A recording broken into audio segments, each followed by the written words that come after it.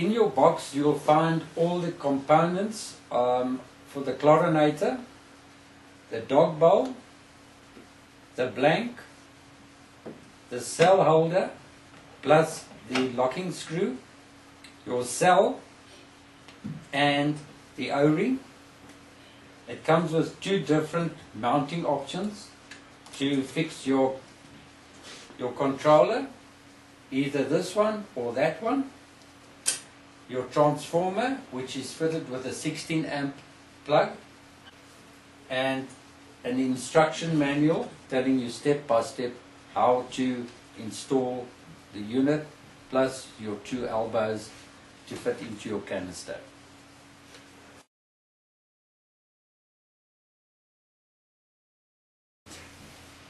This installation requires you to install the canister on the return line of your filtration system. Now we'll show you how to do this step by step.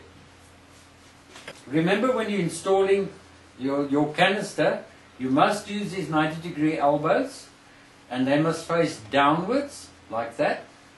The reason for that is when you installed it, that your canister is above your water level.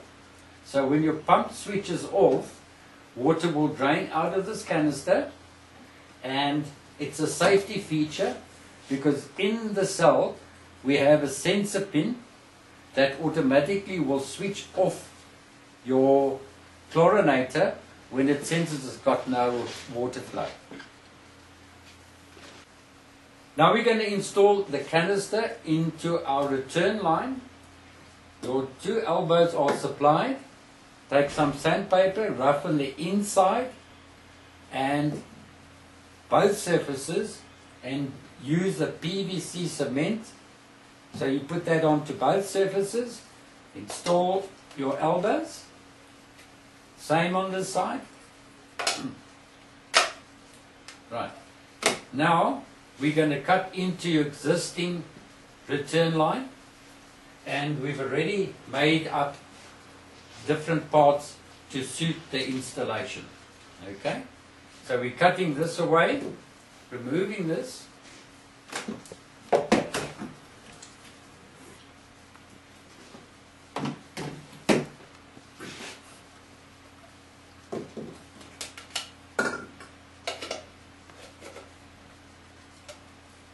That's the one side.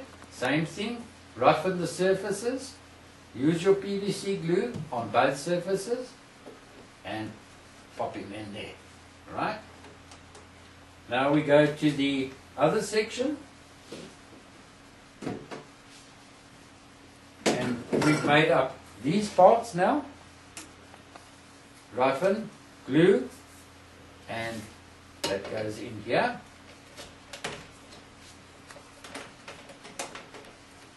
And reattach your backwash, your return line pipe. Net that up, and that is your installation of your canister. Remember, you're only getting the 2 90-degree elbows in the kit. You might have to purchase a short piece of 50mm pipe because every installation is slightly different, and you might need extra pieces of this 50mm pipe. Allow the glue to dry for 24 hours. Now we're going to install the cell after the 24-hour drying period for the glue. Put your O-ring into that little groove. Then you have your lock nut. Slide over here.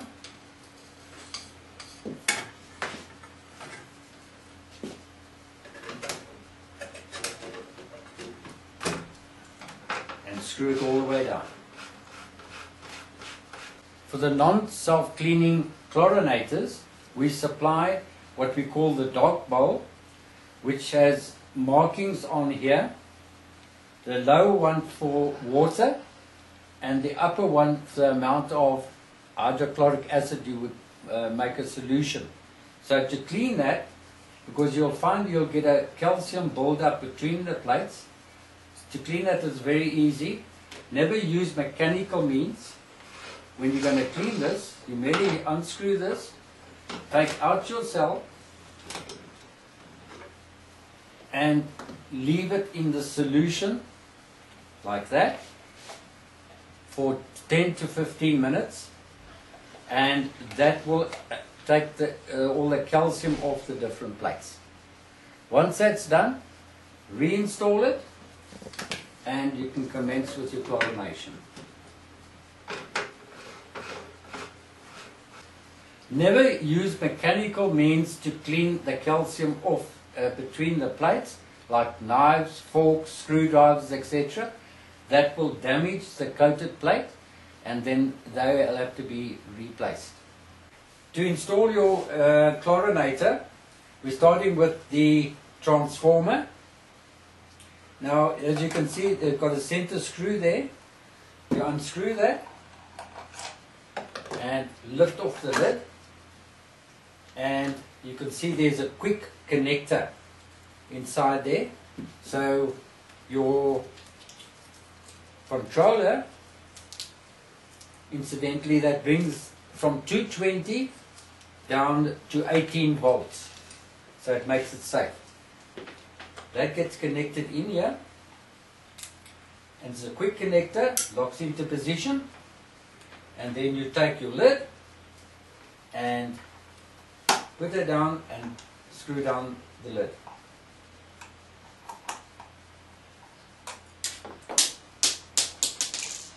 As you can see, on the transformer, you've got mounting places for mounting screws, which is supplied with that. This has to be mounted above the ground. Don't let it lie on the floor, because if you get flooding, you're going to damage your transformer. While we're on the transformer, it has a built-in fuse, 1 amp fuse, which is located here. You just pull that out, and there is your fuse. If you get power surges, that might blow, so it's quite easy to replace. Okay, that goes there.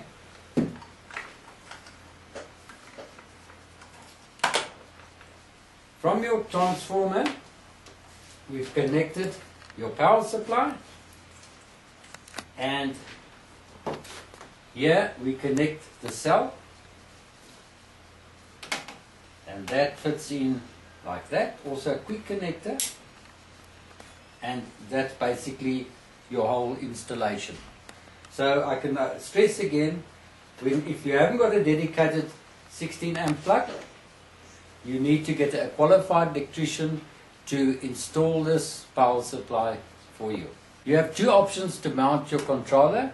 Either use this bracket to mount it against a wall, or you can use these to mount it onto your pipework. So we'll show you how easy it's to do that. You slide this onto the back, or you can use these two as an optional, and you merely install it, push it in and twist, and there into that slot, turn, and now you slide the bracket back on the. Okay, now slide the bracket until it hits the stop at the back. Now you can mount this onto your pipework, and there we go.